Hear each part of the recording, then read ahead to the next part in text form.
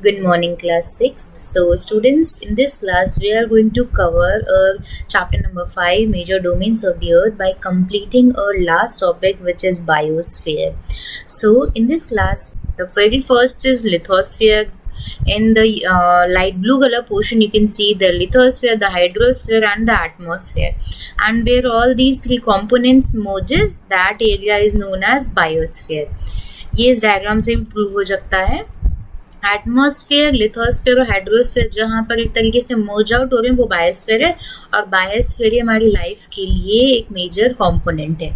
उसके बाद हम लिथोस्फेयर देख चुके थे इन डिटेल. उसके बाद हम लोगों ने लिथोस्फेयर में सारे कॉन्टिनेंट्स को कवर अप किया था. Asia, Africa, north America, south America, Antarctica, Europe, Australia. उसके बाद हम लोगों ने हाइड्रोस्फेयर के अंदर हम लोग ने ओशंस कवर अप किए थे. 4 ओशंस हैं, Pacific, Atlantic, Indian and Arctic. And after that we have also done the importance of oceans and also one point that is sea.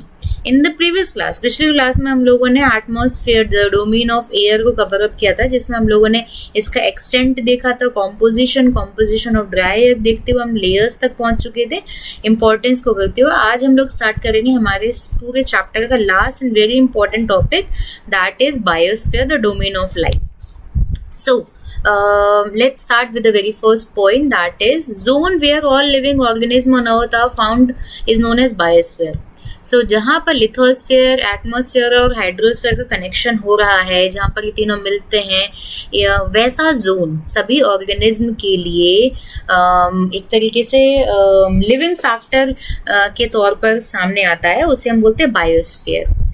It is life sustaining, यहाँ पर एक let me correct this, ये life sustaining area है या zone है, यहीं पर life sustain होती है. वेयर एलिमेंट्स ऑफ एटमॉस्फेयर, कौन कौन से एलिमेंट्स लाइफ को सस्टेन करने के लिए यहाँ पर रिस्पॉन्सिबल हैं और कौन कौन से हैं भी, those are atmosphere, lithosphere and hydrosphere. ये इंटरेक्ट करते हैं, इसीलिए the term biosphere may also refer to collectively to living organism. So जहाँ पर सारे के सारे लिविंग ऑर्गेनिज्म रहें एक दूसरे के साथ, उस जोन को हम लोग क्या बोल रहे हैं, एक तरीके से बायोस्फीयर बोल रहे हैं.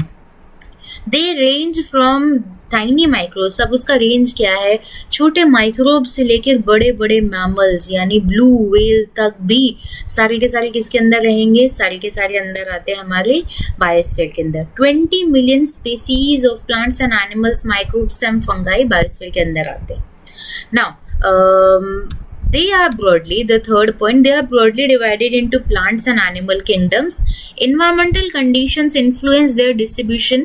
The conditions determine the natural home or habitat are different. अब देखिए यहाँ पर अगर हम बात करें कि wait for a while, yes, of different organism, यहाँ पर मैं एक पॉइंट और ऐड कर देती हूँ, डिफरेंट ऑर्गेनिज्म. अब यहाँ ये बात की गई है कि किस तरीके से हम लोगों ने हमारे बायोस्फीयर को 2 पार्ट्स में डिवाइड कर दिया. सबसे पहला प्लांट्स और एनिमल किंगडम में, और उनकी इन्वायरमेंटल, हर प्लांट या हर एनिमल अलग अलग जगह पर उसके रहने के हिसाब से अपने आप को ढाल चुका है. तो उनका जो डिस्ट्रीब्यूशन है प्लांट्स और एनिमल का, वो उनकी कंडीशंस पर डिपेंड करता है, एटमॉस्फेरिक इन्वायरमेंटल कंडीशंस पर डिपेंड करता है कि उनका नेचुरल होम और हैबिटेट क्या क्या है डिफरेंट ऑर्गेनिज्म, डिफरेंट रीजंस, और क्यों है. So this point is done, this portion is done. Now we are moving forward to our next topic, next point, that is the organism are interdependent and linked to each other. एक दूसरे से linked है, ये कोई भी एक दूसरे के बिना नहीं रह सकता है, सभी लोग एक दूसरे के साथ रहते हुए ही अपनी लाइफ को एक्सपांड कर रहे हैं. The organism are interdependent and linked to each other and for their survival, interdependence of living organism to one another as well as to their surrounding environment,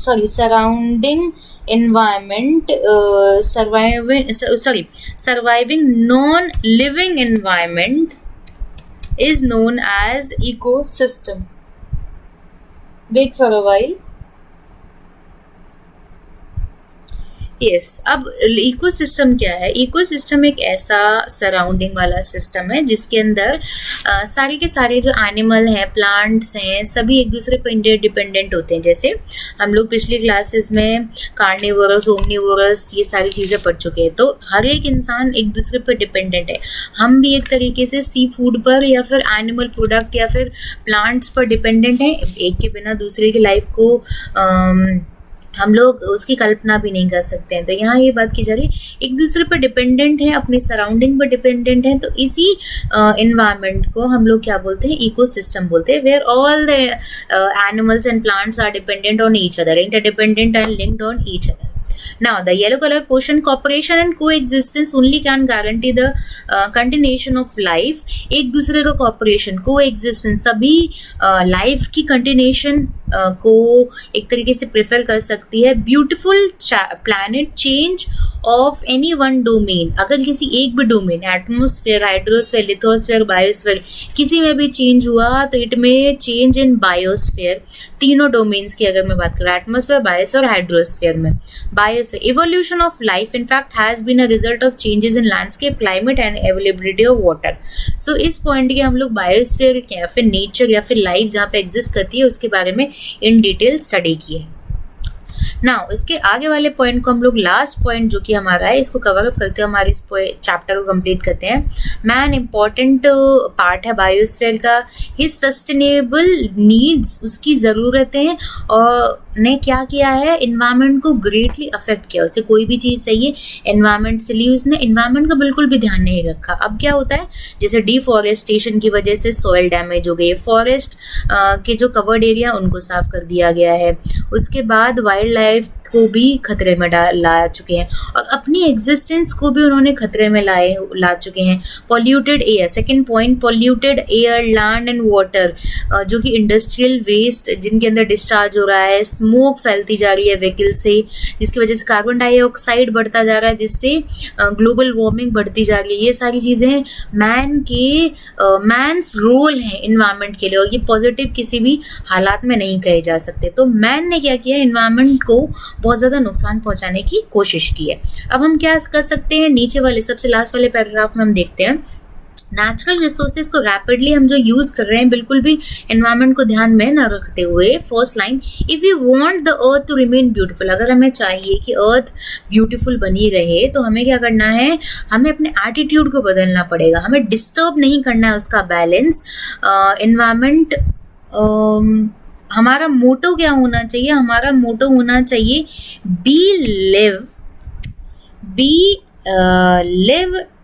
live and let live, मतलब जियो जीनो दो जो वाली भाषा हम लोग कह सकते हैं, जियो और जीनो दो। जैसे आप अगर इन्वायरमेंट का यूज़ करो तो इन्वायरमेंट को ध्यान में रखते हुए उसका यूज़ करना है, ये नहीं कि सिर्फ और सिर्फ अपना फोकस बनाया और अपनी ज़रूरतों का ध्यान रखा और इन्वायरमेंट का बिल्कुल भी ध्यान नहीं रखा। मॉडर्न टेक्नोलॉजी का यूज़ कीजिए, डेवलपमेंट प्रोजेक्ट्स को यूज़ कीजिए, बट अर्थ को बेटर बनाने के लिए, न कि अर्थ को बर्बाद करने के लिए। So by this topic we have completed all the major 4 domains of the earth. So let's revise first of all the major 4 domains. 4 major domains हैं आपके लिथोस्फीयर। So लिथोस्फीयर से स्टार्ट करते हैं। लिथोस्फीयर एक रॉकी क्रस्ट है, ये सबसे पतली लेयर है अर्थ के क्रस्ट के ऊपर। जब हम क्रस्ट, मेंटल और कोर पढ़ रहे थे तो हमने पढ़ा था ऊपर की जो पतली लेयर है जो कि रॉक से बनी है, मिट्टी से बनी है, वो थिन लेयर कहलाती है लिथोस्फीयर। जो ज़मीन जिस पे हम खड़े हैं वो लिथोस्फीयर है। अब अगर हम पूरे अर्थ की डिस्क्रिप्शन की बात करें तो अर्थ पूरी आपको सामने दिखाई दे रही है। लेफ्ट हैंड साइड ऊपर वाला जो डायग्राम है उसमें 70% वाटर है। आपकी पूरी अर्थ पे 29% लैंड है और 71% वाटर सरफेस एरिया है।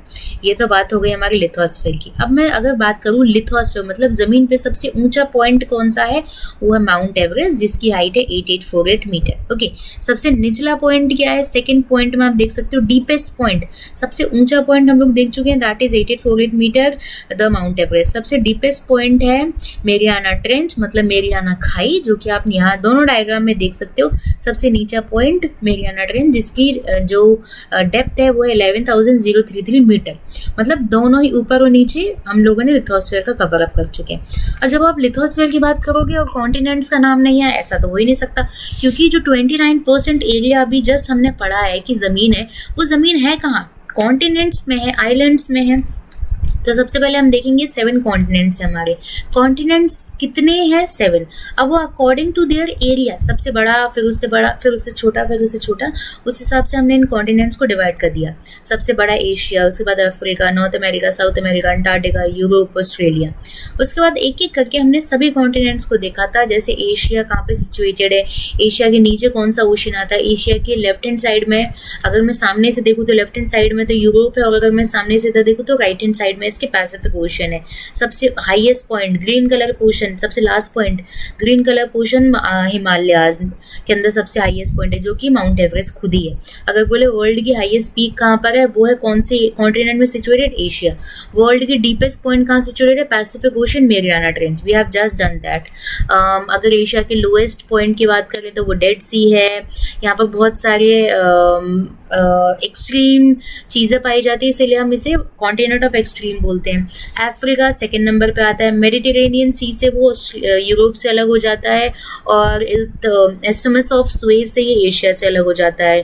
उसके बाद ये ऐसा अकेला कॉन्टिनेंट है जिसके अंदर से 0 डिग्री ट्रॉपिक ऑफ कैंसर और ट्रॉपिक ऑफ कैप्रिकॉर्न और इक्वेटर, तीनों जो लाइन्स है वो गुजर रही हैं। थर्ड पॉइंट में आप लोग व्हाइट कलर पोर्शन देख सकते हो, 0 degree, Tropic of Cancer, Tropic of Capricorn, तीनों मेजर लाइन्स यहाँ से गुजर रही। दुनिया की सबसे लंबी नदी नाइल रिवर कहाँ से निकलती है? अफ्रीका से निकलती है। दोनों चीज़ें मैंने आपको दिखा दी। नाइल रिवर बहती दिखा रही है, स्वेज कनाल हो रहा है, यहाँ का सबसे हाईएस्ट पीक किलिमंजारो की फोटो भी लगा दी है। North America third largest continent है। नॉर्थ अमेरिका में मेजर 3 कंट्रीज आते हैं, कनाडा, यूएसए एंड मेक्सिको। इसका हाईएस्ट पॉइंट सबसे नीचे माउंट मैकिनली लिखा हुआ है। यहाँ पर ग्रेटर लेक्स हैं, मैंने आपको बताया था, जो इनलैंड वाटरवेज का बहुत अच्छा जरिया है। ग्रेटर लेक्स के नाम मैं बता देती हूँ, सुपीरियर, मिशिगन, ह्यूरोन, इरी और ओंटारियो। 5 महान बड़ी बड़ी झीलें हैं जिससे हम लोग यूएसए की अंदर तक जा सकते हैं। साउथ अमेरिका फिर उसके बाद आपका चौथा लार्जेस्ट कंट्री है, और इसकी कंट्रीज़ के नाम मैंने यहाँ पर आपको दिखा रही हूँ डायग्राम की मदद से। इसका सबसे ऊंची चोटी है, सेकंड पैराग्राफ में आप थर्ड अकांकागुआ, माउंट अकांकागुआ इसकी हाईएस्ट पीक है। एंडीज माउंटेन रेंज यहाँ से गुजरती है, और नॉर्थ अमेरिका से रॉकीज माउंटेन रेंज गुजरती है।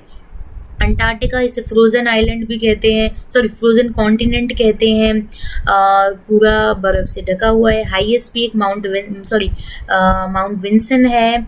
यहाँ पर हमारे रिसर्च स्टेशन है, और इंडिया के 2 रिसर्च स्टेशन है, मैत्री और दक्षिण गंगा। यहाँ पर बहुत सारे रिसर्च होते हैं ना, साइंटिफिक स्टडी होती है वेदर की, इसीलिए इसे कॉन्टिनेंट ऑफ साइंस भी बोला जाता है। As you can see in the last line of this paragraph, Europe 6th largest continent है, और यूरोप में बहुत सारी मेजर डेवलप्ड कंट्रीज सिचुएटेड हैं। सबसे छोटा कॉन्टिनेंट है ऑस्ट्रेलिया, और Australia Tropic of Capricorn mid से गुजरता है। इसे आइलैंड कॉन्टिनेंट भी बोलते हैं, बिकॉज ये चारों तरफ से आइलैंड से कवर है। उसके बाद हाइड्रोस्फीयर में देख लिया था हमने, अर्थ को ब्लू प्लैनेट बोला जाता है। इसे वाटर हेमिस्फीयर, इसके सदर्न हेमिस्फीयर को बोला जाता है, क्योंकि सदर्न हेमिस्फीयर में ही सबसे ज़्यादा पानी सिचुएटेड है। उसके बाद हम लोगों ने देखा था 71% वाटर सिचुएटेड है, ऊपर ही देख चुके थे हम लोग। 4 मेजर ओशियंस हैं, जिनके नाम मैं आपको एक बार वापस से बता देती हूँ। पैसिफिक सबसे बड़ा, उसके बाद Atlantic, then Indian and then Arctic ocean. And we have done in detail the Pacific Ocean, the Atlantic, the Indian and Arctic. उसके बाद हम लोगों ने इम्पोर्टेंस देखी थी इसकी, सी देखे थे हमने। एटमॉस्फेयर आपका क्या है? थिन ब्लैंकेट है, जिसमें क्या क्या सिचुएटेड है। नीले कलर पोर्शन में आप देखेंगे गैसेज है, वाटर वेपर्स है, स्मोक है, डस्ट है, पॉलन है, सॉल्ट पार्टिकल्स है। एटमॉस्फेयर की अगर कॉम्पोजिशन की बात करें, 78% नाइट्रोजन है, ऑक्सीजन 21% है अराउंड। उसके बाद हम लोगों ने देखा था लेयर्स कैसी है। अगर स्ट्रक्चर की बात की जाए तो कॉम्पोजिशन की बात की जाए तो ये है कॉम्पोजिशन, और स्ट्रक्चर या फिर लेयर्स की बात करूँ तो ये है लेयर्स। सबसे पहले लेयर है ट्रोपोस्फेयर, उसके बाद लेयर है स्ट्रेटोस्फेयर, मीजोस्फेयर, थर्मोस्फेयर, एक्सोस्फेयर, और नीचे से ऊपर जाने में टेम्परेचर में गिरावट आती है। पर टेम्परेचर जो है फ्लक्चुएट भी करता है, ज़रूरी नहीं है कि हर बार गिरावट आएगी। ऊपर टेम्परेचर बहुत ज़्यादा देखने को मिलता है। एयर की डेंसिटी भी यहाँ पर डिफरेंट आपको देखने को मिलती है। इंपॉर्टेंस देख ली थी हम लोगों ने। और इस क्लास में हम लोगों ने अभी बायोस्फीयर को कवर अप करते हुए यहाँ पर एंड में ह्यूमंस का रोल देखा है कि ह्यूमन किस तरीके से हमारी अर्थ का ध्यान नहीं रख रहा है और क्या कर सकता है वो अर्थ का ध्यान रखने के लिए। So let live and let live, जियो जीने दो की धारणा को अपनाना चाहिए। ना तो आप नेचर को नुकसान पहुंचाइए और न ही फिर उसके बदले नेचर तो हमेशा देने का ही काम करती है। अगर आप नेचर को नुकसान पहुंचाते हैं तो उसके कॉन्सिक्वेंसेज भी बुरे या अच्छे हम लोगों को एक तरीके से भुगतने पड़ेंगे। So by this topic we have completed our chapter number 5 major domains of the earth. I hope you all have understood all the points very well. So if you have any confusion then you can ask. हम लोगों ने एक बार पूरा का पूरा revise किया है, जहाँ कहीं भी आपको कोई भी दिक्कत हो आप कभी भी पूछ सकते हैं। So that's it for today's class. Thank you.